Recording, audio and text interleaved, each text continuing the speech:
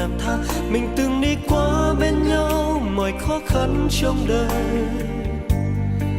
Làm con tim anh yêu em nhưng không thể nói nên lời, vì anh cũng biết em chẳng thể yêu ai. Nằm người cô dâu nước mắt khi em hạnh phúc bên ai, dù anh đau lắm nhưng chỉ cần em vui.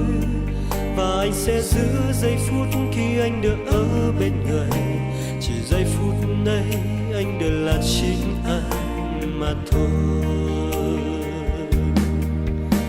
Từ khi thiếu vắng em, mình anh bước trên đường quen, cuộc sống không